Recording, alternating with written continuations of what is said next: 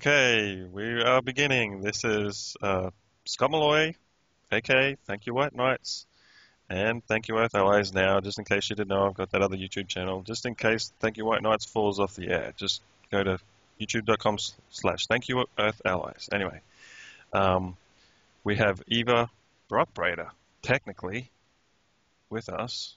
They did get married, so let's say it as it should be, with us. So, okay, there have been some exciting things that have been happening since our last interview, Yes, sir. especially in the last 24 hours. But just first, what happened was, okay, with our last interview, we were told, the hearing was going to be on February the 25th.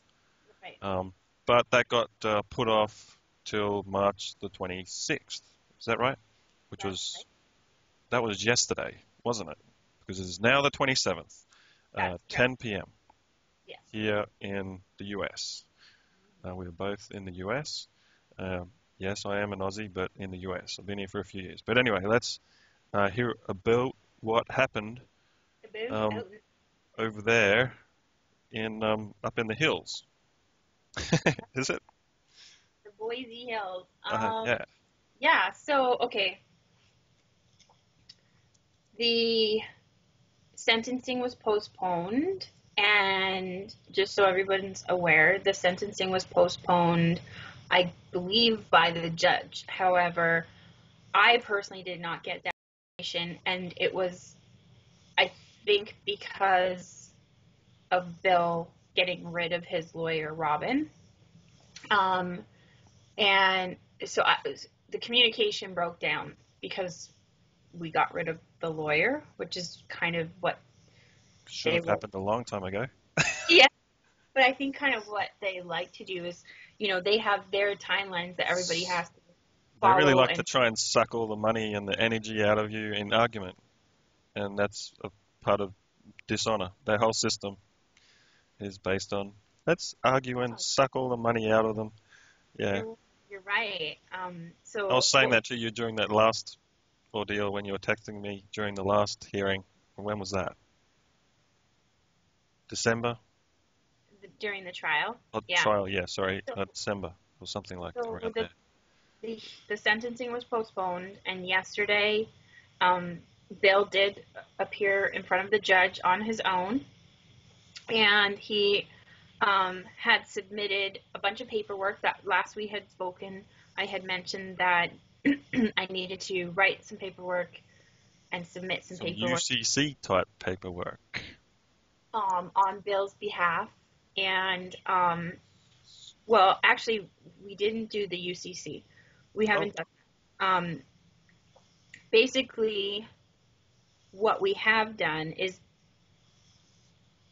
we identified that a lot of what happens in the legal judicial arena isn't, and none of what I'm saying is to be taken as legal advice because I'm not a lawyer and neither are you. But exactly. I'll just share Wouldn't want to what be.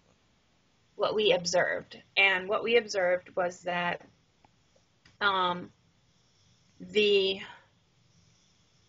judicial system is not what we think we're experiencing. And my metaphor, I have two It's a metaphors. leech One metaphor I have is of the basically Matrix. it's like we go to a pharmacy. Like imagine you have an issue and you go to a pharmacist and you say, I want to get some justice to the pharmacist. And the pharmacist looks over at the other pharmacists and they're like, and then you say, and I'd like to pay for this justice with my 6th or 14th or whatever amendment right. And then they're like, okay, look, we don't sell justice here, and if we did, you certainly wouldn't pay for it with an amendment right of a rule book of the Constitution. That doesn't apply here. Well, that's kind of what people are experiencing when they go into a courtroom, except we're not told it's a pharmacy, except it's not a pharmacy, it's a company. And It's a fallacy. It's basically, a charade. basically what That's it right. is you get put everything you know about the judicial system off to the side and just follow along this story. Okay. So once upon a time, you get an invitation to an event. And you An say, offer. it's an invitation to show up Yes. at a party, but you didn't know that there's actually a price tag when you show up. Mm. So you go to this party, and when you get there, it's at a building, which is actually an office building, and you walk in Mm. to the office on the address, and Basically a bank. Most and courtrooms are all just banks. let me tell my analogy so Okay, people sorry. see how I'm saying it, how I'm starting to see it. And Okay, it may not have all the I'll pieces, zip it.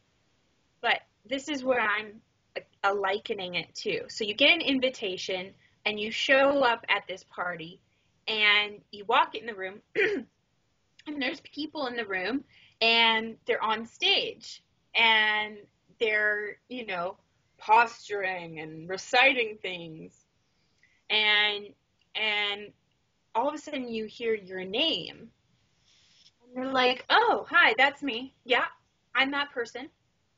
Right? And what you don't know is that you just walked into a play and they're reading almost like a script or ad-libbing by heart, a play, and they're playing roles. And there just happens to be a role that's got the exact same name as you do, except they Exactly. write it a little bit differently in the all caps. But nobody told you this is a party with the play, and you walk in and you think it's them talking about you, the meat suit, Yeah. and you But it's go, not. "Oh, They're me." asking about the corporate fiction that they created at your birth, Right, but which well, was, yeah, all what we're doing because we're not told what's going on, so we hear our name and we're like, "Yep, that's me," and then they're like having a Shakespearean play, to be or not to be, and you go, "Oh, I'll be that. I'll be that fiction.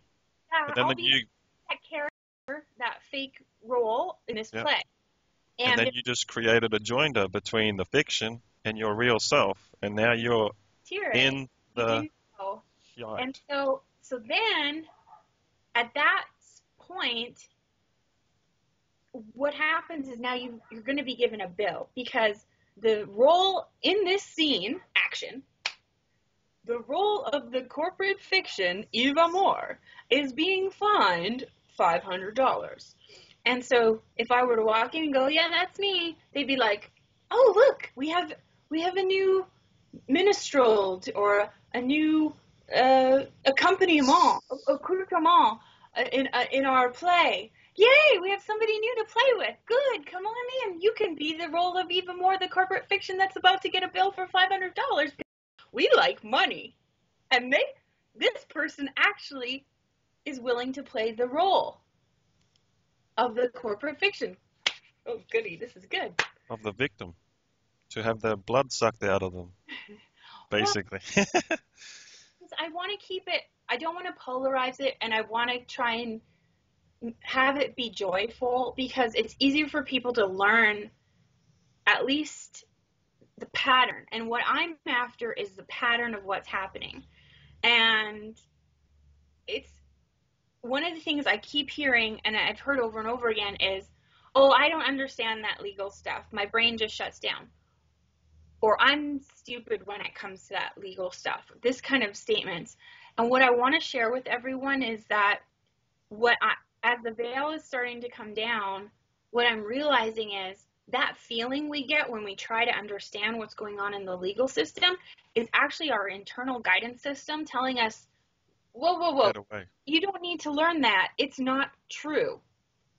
You don't have to bother with that. That's not true." And it's like an inherent guidance system language. But we've been programmed by going to school to make that mean that you're stupid because it's false. Your internal guidance system tells you it's false. Therefore, you struggle to learn it on purpose. And we've been corralled into thinking that means we have a problem learning so that we learn then to turn off our internal guidance system. And so things like, Social Security, insurance, mortgages, all these weird things, even the concept of time that most people, when they're young, are starting to learn, their bodies go, like it does not compute. Well, that's because your internal guidance system is telling you this is false. Whatever this is isn't real. It's man-made fiction. And I think that's really important because we need to reclaim that internal guidance system, because that's one of the things that's been, ingrained out of us, so that we can have the wool pulled over our eyes and march into a courtroom like lambs to slaughter, and not have the capacity to see that all the things that we think we have to guide us in a legal matter or a courtroom like the Constitution may just be propaganda, and maybe it wasn't intended, or maybe it was, and that's not really important right now. What's important right now is we know where we are and where we want to go. And where we are right now is we get bamboozled into thinking we have this rule book called the Constitution that guides, we study it and we learn it and we inside and out, and I object because blah, blah, blah. And it's like you're talking to a pharmacist about justice and they're like, but they don't tell us, and they take silent judicial notice and they make decisions behind the scenes without explaining why. And then we sit there going, but wait a minute, Your Honor, like, that's not right. That's not right. And the whole thing people need to understand is the minute you walk into the courtroom, it's a scripted play. And so they have in their play, they have different definitions. So the word understand means, do you stand under this charge, bill, that I'm about to put on top of you and you're going to support? And your body will become the surety for this charge. And get put away in the slammer. And then it's like, now in this scene, this person goes to the dungeon. Dun, dun, dun. And, a year later you wake up and you go, oh, I learned that this is all a fiction, and I was silly enough to volunteer to be the company Fiction Corporation just happened to have the same name as me. And I kind of want out. And then they're like, oh, no, don't talk about that. Don't say that it's a false fiction play. You're not allowed to say that, which is basically what happened the other day in court yesterday with Bill. Is he submitted paperwork on March 1st that said, okay, you got me. I figured out I don't want to be this person, this fiction. I resign as the fiction. I'll let someone else. It's just way too much. I'll appoint this person over here to be the fiction. And, let's just close this account. I'll pay my bill and I'll be out of here. And, at the beginning of the proceeding, the judge basically said, here's a little housekeeping. That paperwork you submitted, we're just going to strike that and we're not going to talk about it. And it's like, well, okay. And unless it doesn't exist because he's going to really cash them. Well, then Bill should have asked for them back. And if you look, Bill's paperwork was posted on Kabuki. If you look on page 28 of his motion, his opposition to strike, on page 28, Bill states that the judge has an obligation to strike against Bill and not the government, because in his oath, he swears an oath to the corporation not to go on strike against the corporation or strike against the corporation. And so he, as an employee of the corporation, he can't do anything but follow through with that oath, which means in that paperwork that Bill submitted in court yesterday, I'm just thinking, but is like according to OPPT, all the U.S. government has been foreclosed upon. So really, that whole thing, all contracts within the U.S. government are null and void. So all you've really got now is, all the fictions are gone, and all you got really there was the judge, the real life living flesh and blood judge, if they are that, and Bill. Well, this is the thing. The real person. This conversation people. Bill and I had this morning was it's a choice point now, and you can see the polarities merging closer and closer to one another. And it's like on one finger, this is Bill, and his choice point is, does he own in his cellular matrix being free? It's Exactly. a choice point. Or does he choose to be afraid to be free and own being free and be being free? Or is he afraid? And that's serious. And when you're talking, in a courtroom where I you don't think have he is. a man threatening you with 10 years and, Oh, all kinds of there's fear things, after you've been locked up for a year from, sunlight, healthy food, and treated as a slave, it's harder to be there. free. Yes. It's more of a challenge. So that's Bill's choice point, which is to choose to embody freedom and let the intrinsic shift happen so that the extrinsic world shifts. And Exactly. that's all you have to do is So do the work internally to so his own, inner reality becomes his outer reality. yeah, to own it. That's how it all You don't happens. have to do anything out here except go inside. And go inside means get clear on anything, and this is the conversation we had this morning, get clear on anything that has a negative charge. Do you feel like a victim? Are you being victimized by the judicial system? Well, then the key here is to do the inner work, which is to go like a Ho'oponopono, thank Exactly. you for making me a victim. I love you for Own making it. me a victim. I'm sorry you made me a victim. Forgive me for being a victim.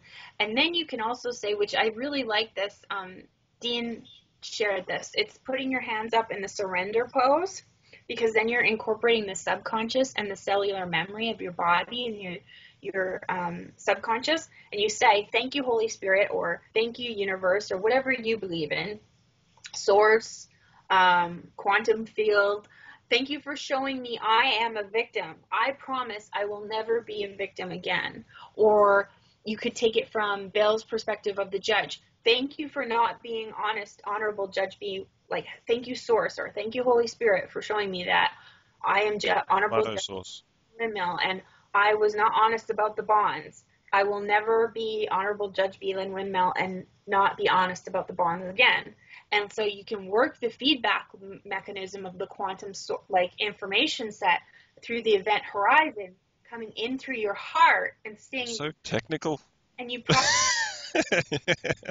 It's not about paperwork, and it's not about doing something out here. It's about going inside and processing the information stream of consciousness that comes through us, which we're on this planet to do anyway, and we've been tricked into doers on a hamster wheel for money and stuff. But we're not. We're here to embody to, consciousness and, and to, yeah, and process it to its potential. to keep us working for them and And to, practice so consciousness gets tapped yeah, and doesn't potentialize, especially right now. And this is the conversation Bill and I had this morning. It's like, sweetheart, you seem to be a magnet for the blocks in the collective consciousness. Like in 1998, he found the block in the Navy, which was double strike drone attacks, and said, you know what, this isn't okay. And he made a choice point to be other than. to man up and to stand in honor. Yeah, and now Yeah, it's a fractal pattern, right? So now yeah. the war isn't in the battlefield, it's in the mind and the cellular matrix of He's what, that little crystal going or that's not. going to help change, and other crystals are going to go pick up that signal and go, I think I will align with you. And Yeah, the whole thing will change like a kaleidoscope. And yeah. that's what's happening. I mean, I'm okay at this point because he now knows the truth about what's really going on, and he's intrinsically processing and remapping neural synapses, and the way we see things will shift as the particle physics theory goes. The observer affects what's being observed. So now that he knows the truth, because when we look at the judicial system, we think it's one way, and we process it with this fiction, And he and thought it was, we can't get an energetic anchor on truth anywhere. And so it's like this slippery slope where we're like, what's happening? because there's no And proof. Now, Bill did, I think, believe in the judicial system and the yeah, old constitution that is the the Constitution yeah, of 1776, yeah. not the one that the United States Corporation is under, which came about 1871 February You good, something, good for you. um, which is the Constitution of the United States uh, of America instead of the old one, which was the United States for America. And the So thing, though, most people who have served their country have this indoctrination, and like, please don't shoot the messenger hmm, here, exactly, but there is a lot of propaganda of, us being led to think the right way is what is happening, and behind the scenes, it's not exactly, what's. exactly. Not to say that an oath isn't an admirable thing or a real thing, but it's kind of like the bait, line, sink, hook for somebody such as Bill, who's like, I need to, justify and defend my country against foreign and domestic. And that leads him into a courtroom where he argues for the truth. And the thing is, in a fictitious world, all you're doing is being the Tower of Babel, blah, blah, blah, blah, blah. Thanks to Eileen for that. Yeah. And you fall. Babel. Well, If you talk, you're justifying. And in a courtroom, you don't justify who you are. You know who you are, and it's not up to the court to tell you you're free. If you don't know you're free, then exactly. they're not going to tell you. They're just basically testing you, and they're in a way they're testing us, and Yep. they're actually like, hey, we all agreed to this on some level, and You needed some kind of I protocol mean it's a in the law. complicated web we weave, isn't it? With the legalese and that whole thing. I mean So it's I'm going to keep it let's short. dream a different dream. I'm going to keep it short. Yeah. And I want to share with everyone tomorrow, March 28th, Bill will be in court again at 4 o'clock. And we So, should have the conclusion at that point. And what I will ask is for everyone who's been following and starting to learn the legalese stuff and the outlaw fiction stuff and starting to see the illusion veil, come down, and you're just like, now we're starting to see the man behind the curtain. exactly. You know, um, In the raw. all do Scary. Ho'oponopono It's not that scary actually. for the judge to give him, like, thank you for being the judge, or, I don't know, maybe he's afraid to do the right thing. Maybe he's not. Maybe he has a lot of pressure from external forces like the Navy, like, we don't know what's going on behind the scenes, right? So, I'm going to take responsibility for everything that I'm witnessing, and I'm going to say, like, I'm the judge, I'm the prosecutor, and, like, do the surrender. So on the cellular level, I'm potentializing immature belief structures in the collective consciousness, and, owning as much as I can responsibility wise, rather than judging outward, because it's a mirror. Everything we see and identify out here, especially in the collective big picture, it's because somehow it's resonated internally, intrinsically in us. We can't see it unless it's in us. So Exactly. so it's taking responsibility for the judicial system. It's taking responsibility for, the Catholic Church atrocities. And instead of going like this, judge, judge, judge, oh my God, Yep. look at Yep. It's that, your problem. It's outside of me. Yep. we go in and go, I am that bad guy. I am that greedy banker that manipulated society. I'm the Rothschilds. I'm the, you know, Navy that eh, trumped up charges. I am that girl who may or may not be still held in a victim mentality. And I want to say this. I myself was and am a survivor of being raped. And I personally have gone hardcore into a Ho'oponopono, like, thank you for raping me, I love you for raping me. And it was the hardest work, intrinsic work that I've ever done. And I think it would liken to drug addicts kind of getting off of drugs and having to go inside and look at all of the things that get you into this weird world, where you don't really like who you've become or what's manifested in your life, right? And it's hard work to go inside and to get out of victim mentality.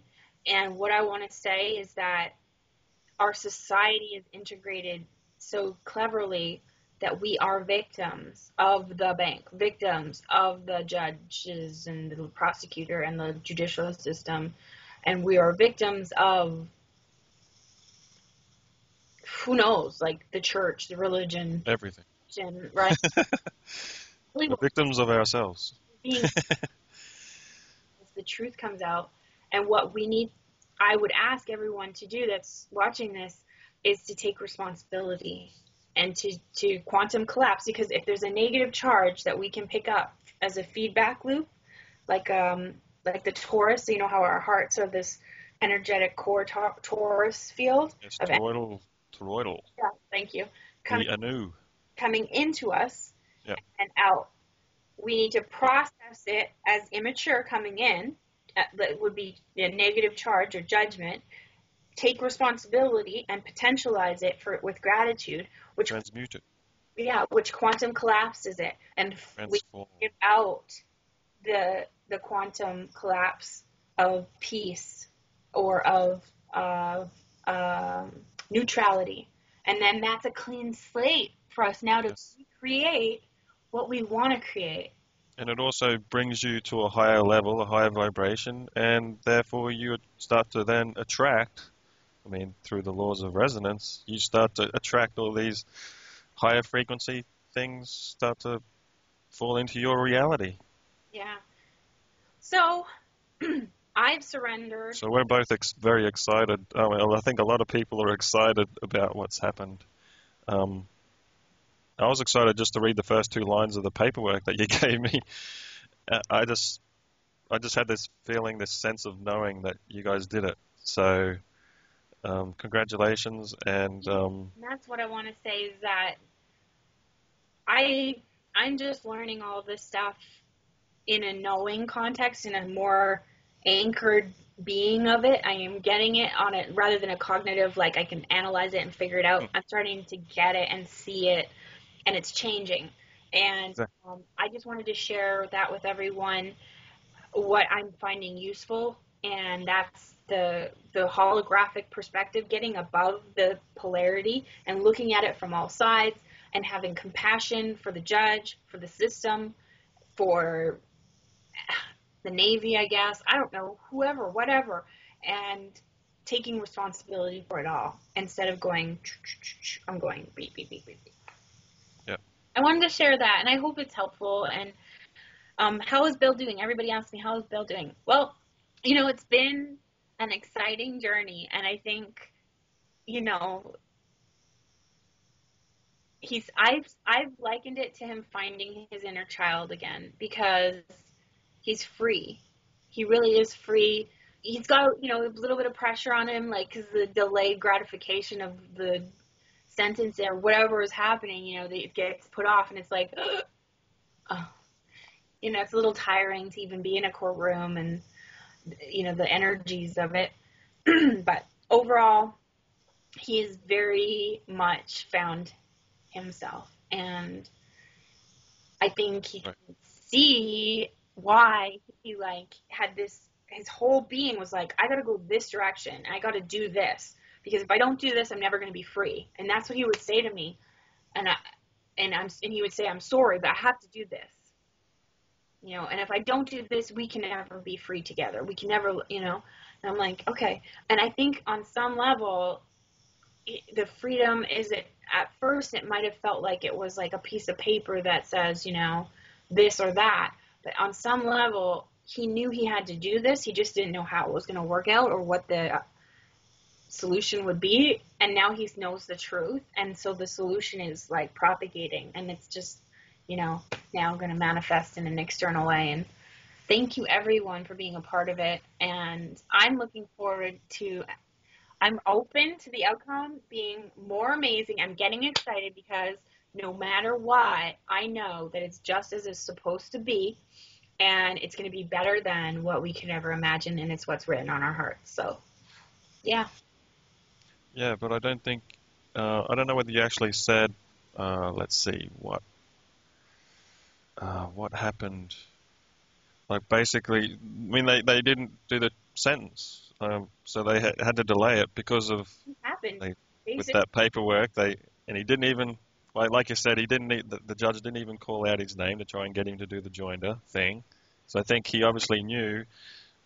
With that information I gave you that you sent off to him, do you think the judge might have seen that somehow? Don't they check the letters? Wasn't that a physical letter that you sent to him? hmm they check everything, and they listen to the phone calls, and they listen to the Yeah, video, because actually, yeah, they check everything. sentencing report that the prosecutor submitted to the judge, he said, and he quoted me, a lot of the report was like a sentencing memorandum was about me in the last video that you and I did, and he basically said that he misquoted me. He said that I was saying that I wanted to get Bill somewhere safe when he got released, as if I'm expecting there to be, a probation, and that I would sneak Bill away from his probation and make him violate his probation. And that's not what I was asking. However, I do want to say one more thing. That I'll finish that thought, which is my expectation is that, well, what's written on my heart is that Bill is free to go with So, his life and mine too. be over with all of this silliness. Um, so I was saying get him somewhere safe, as in he's free to go, not I would encourage Bill to ever violate an order. Hmm. That's not what I intended at all. So he totally misrepresented what I said and put in the sentencing guidelines that, his passport should be revoked and all these things. Anyway, so what I do want to say, though, is that I've been hearing from a number of people in Boise that the sex offender registration, this is something very serious, and this is what Bill's standing up for. The Sex Offender Registration Act is a Band-Aid to give the general population who hasn't come across any kind of sexual abuse a false sense of reality. And what it does is it keeps us docile and not on guard for problems or talking openly. Hmm. Because Like, one of the things I want to say about sexual abuse is, here's an example. I have a girlfriend who was molested by a cousin who had Down syndrome when she was like 6 or 7. And then a few years later, she acted out on her younger sister. Because part of the subconscious learns at young ages, monkey see, monkey do. People that are older than you are your role models and your gods. And that's how we learn to walk and talk. And it's the subconscious programming, 0 to 6. And it's such a valid learning, growth, development stage. And so what bothers me, when I was raped and I started talking about it, I found this fascinating, because I'm just this weird creature, that I would talk about it to strangers in Walmart or whatever. I would just talk about it. And people would say, oh, I've never told anyone this, but I was raped too. Like everyone, like 9 out of 10 people, like, and so it got to be like an experiment for me, like a socio experiment, where I would just like tell someone and see what they'd say. And it was like, oh, that happened to me, but I never told anyone. And it's heartbreaking, because it's like, okay, this is weird. Why is this happening? Well, I liken this now to a virus of the subconscious. And what if somebody hadn't intervened or found out that this sister had acted out on her sister? And what if that sister now acted out on the younger brother? And I'm hearing that people in grade 9, if they act out, that they get put on the sex offender registration list and are there forever. Girls in college that, are stupid and expose their boobs get put on the sex offender registration list.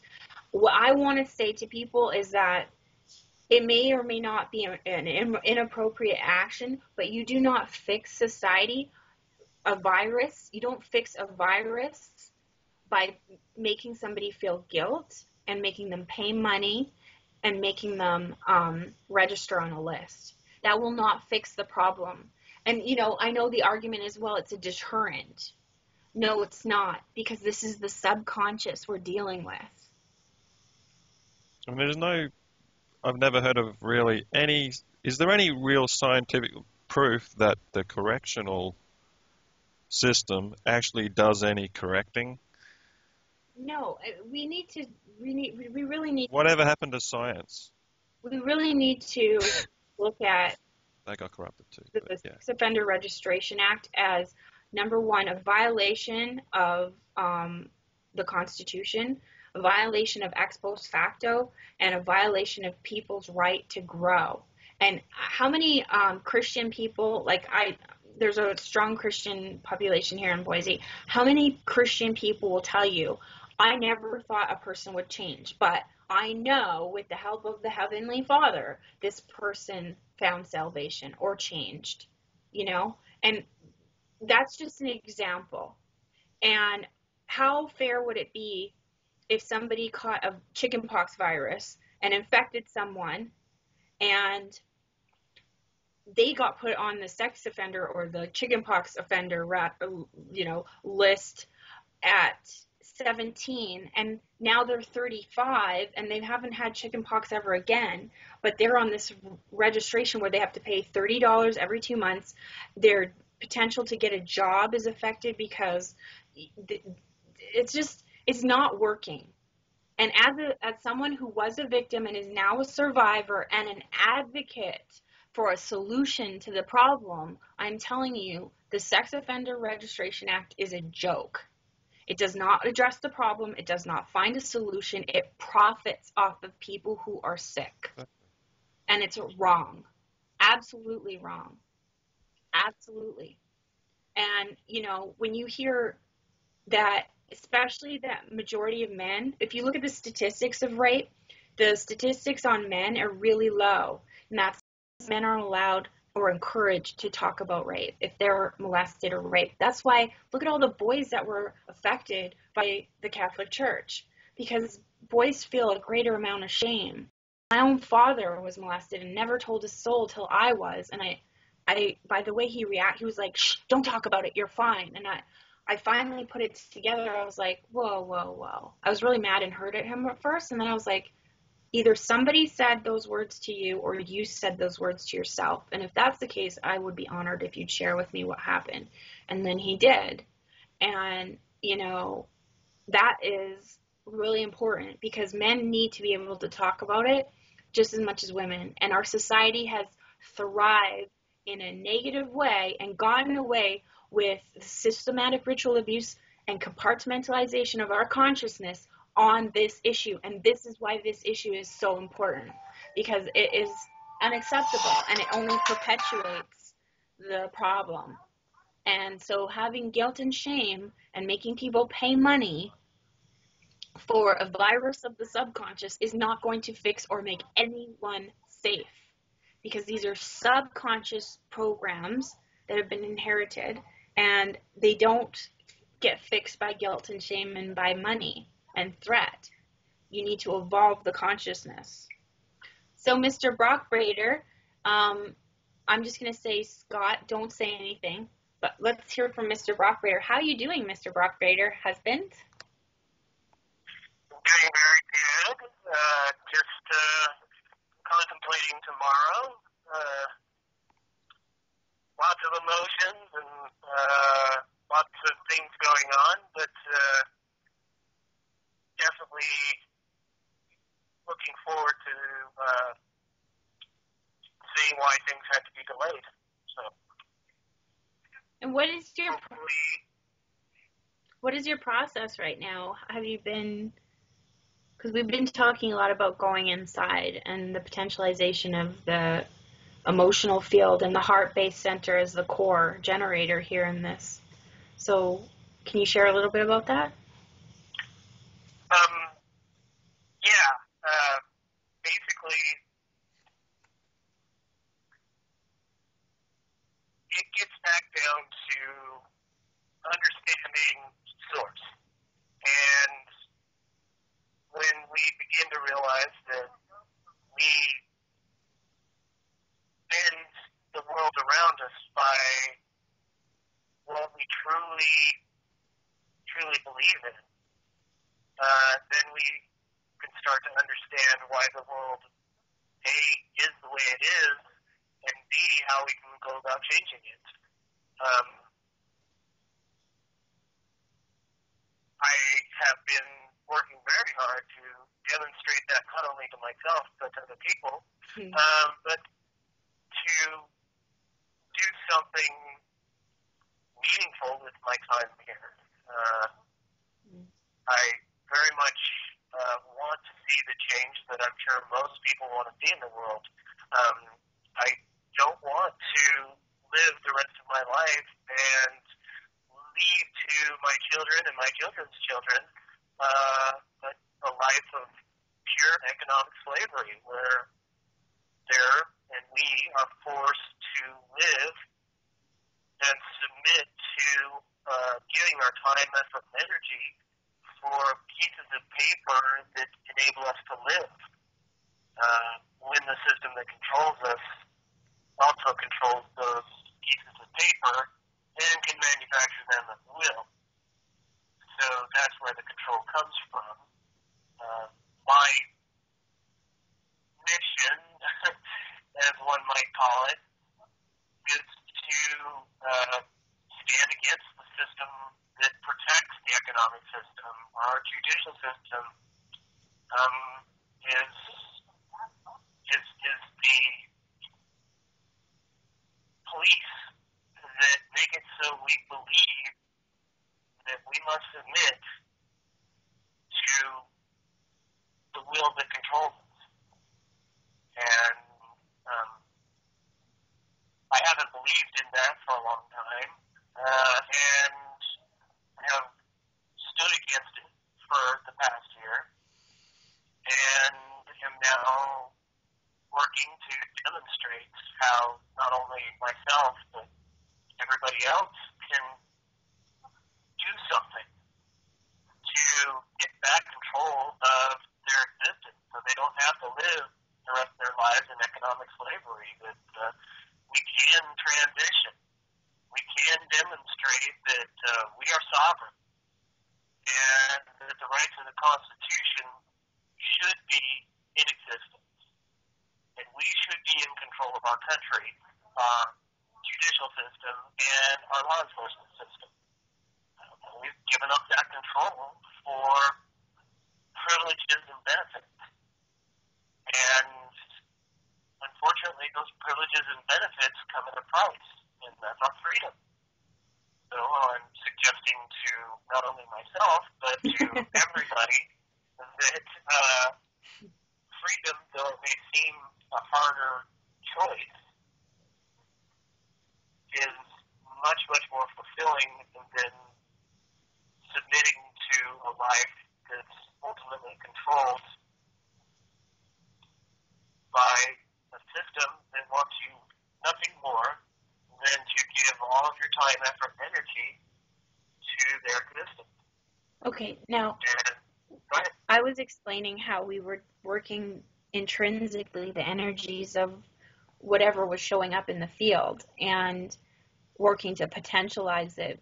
For me, when I visualize the courtroom and the immature information sets that are coming in through hyperspace and registering in each player of this play, specifically if I look at the judge, I could imagine that he has pressure to uphold, his image that he's worked really hard for, pressure from perhaps unnamed sources like the Navy intelligence or whoever that wanted to shut you up, the government, Rumsfeld, whatever, 9/11 stuff, who knows? And then it could just be, the pressure from society that thinks the Sex Offender Registration Act is a valid thing, and anyone who would ever come close to the Sex Offender Registration Act would be chastised for, making, bad choice if they didn't punish you severely, So there's all these weird what ifs that I could imagine. And so what I've been doing is intrinsically working those and meeting it with gratitude to quantum collapse any fear, and also fear that he might have in leaving a financial obligation as a judge who, is an employee of a corporation who has a financial obligation to bonds that are posted on the stock market. There might be repercussions in his retirement, and that's serious, So there's all these things I'm trying to look at holographically. Have you been doing that kind of work, Bill? Yeah, and it's easy to understand the societal pressures that all of us are. I don't want to say governed by, but there's definitely a sense of compulsion there to be a certain way, to act a certain way. Mm-hmm. If you stand up for a certain type of person, then that makes you a bad person. I'm sure he's feeling something similar to what judges in the 50s and 60s felt when segregation was the norm. Well, and one of the beautiful things that you said is you can relate because of your position in the Navy with the Tomahawk bombs. Can you talk about that after you finish this thought? Yeah. Well, let me go on. Let me transition to the new thought because it's important. There, in my own life, there was a time where I knew what I was doing wasn't right. It wasn't what I would choose. And this was what? But I did it with the missile. Double strike. And I would guide them, to targets that I knew weren't valid targets. But at the same time, I had to go against my friends, against the people appointed over me, and against my own patriotism, quote unquote. And blind patriotism, you mean? That we were doing the right thing. And I kind of go back to my German ancestry and to understand, how that all happens, because many of the people in Germany that knew about the concentration camps but never did anything found a way to justify it in their mind. And that's, kind of where it's at right now is I, for all intents and purposes, in asking Judge Windmill in my case to be ultimately morally courageous, to stand up for the Constitution above anything else. And, it's not the kind of thing that is easy. Society doesn't make it easy. Mm-hmm. The judicial peer system with the appellate system wouldn't make it easy.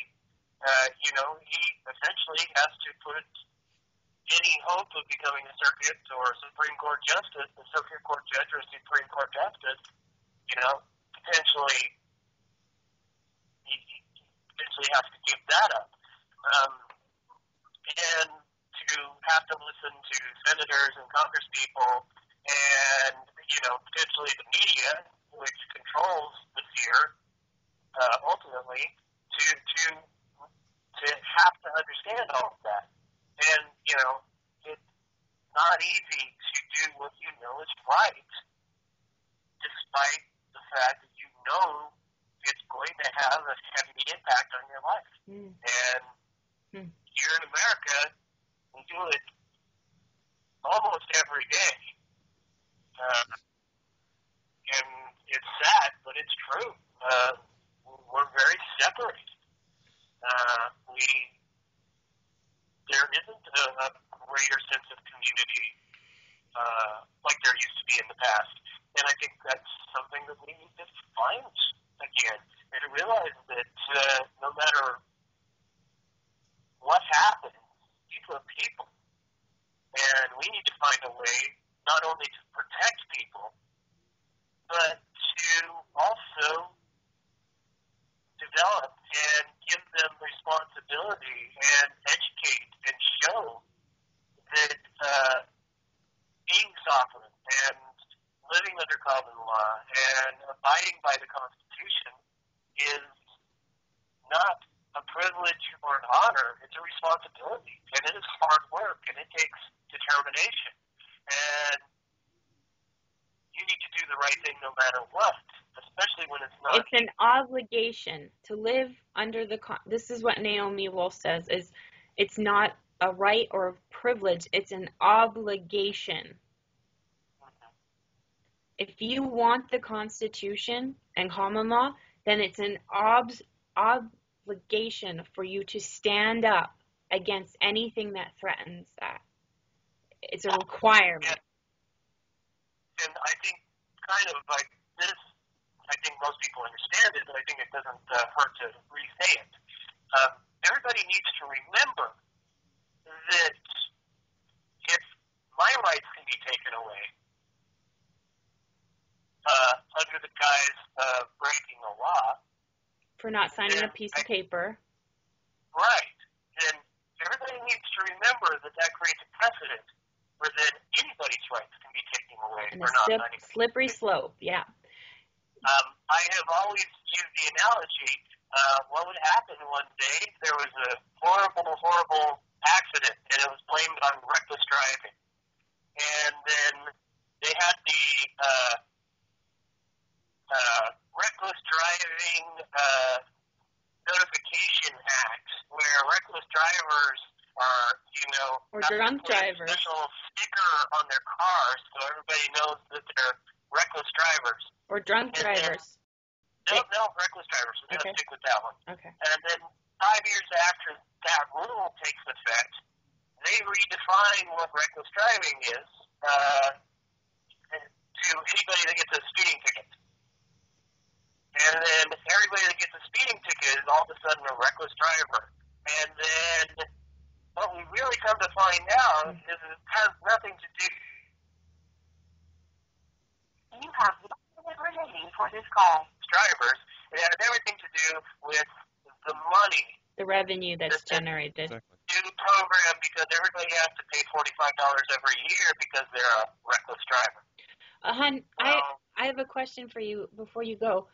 Knowing what you know now, do you have any regrets? No. I even said that in court on Tuesday, and my only regret is that I have still an amount of fear that I want to get past before I walk into that courtroom tomorrow afternoon, and I want to be courageous and honorable and strong and desire to have the best possible outcome. So I'll be working on that the rest of the night and tomorrow. Can you hear me, Bill? Yeah. Can you hear me, Bill? Mate. He's going to get cut off. Yeah. Okay. You can't hear me. Okay. He'll call back. I was just going to say, we're with you. So. We can end it there, and then if he calls back, if you want to talk to him, you can. We can do it off air if he wants to record it again. But he only has, he has 2 calls left tonight. Okay. So. Well, he'll be calling back shortly, won't he? So, did you want to wrap it up? Well, he'll be calling back shortly, so why don't we just keep it rolling and I'm sure. What do you think? Yeah, well, we'll have to have at least one private call before the night is over. Okay. Okay. But All right. I don't, Whatever you want. I don't mind. I don't mind. Oh, you want to have? Okay. Let's wrap it up here, and until next time, Well, if he calls back in a second, we can keep going. But I'll wrap up the recording right now. Okay. okay. Okay. So thank you, everybody. Keep tuned into this channel, and I'll offer some links down below where you can go to Bill Brockbrader's Facebook group to find out more information about what's going on. As it comes through, I mean, Eva's always updating us. So thank you, Eva. When we don't know what's going to happen tomorrow, one of the things the judge was mentioning yesterday in court was that there would be probation.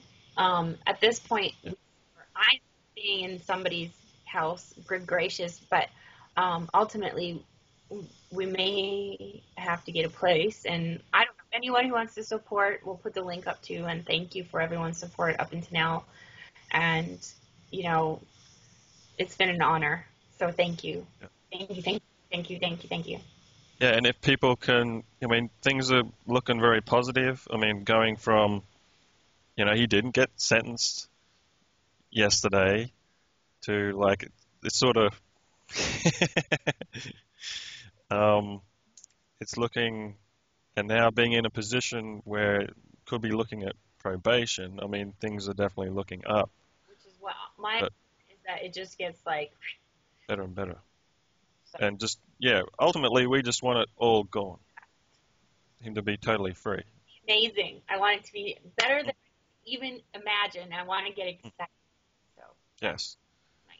And, okay. So, yeah, everybody practice the knowing meditation that I've been probably sharing with people. I've just gotten into this whole energy of knowing.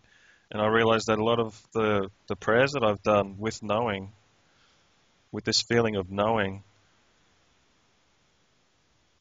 it's always manifested what, and just recently it happened like within 24 hours. Oh my God. I mean, we so needed cash. And my mother just today answered that call and actually gave back $1,000 that I actually gave her from my nan's will. Wow, wonderful. Yeah. So that broke me up when it happened. But anyway, we will just end the recording here now. So yeah, Watching, we were love gonna and light, everyone. an hour. Sorry. Okay.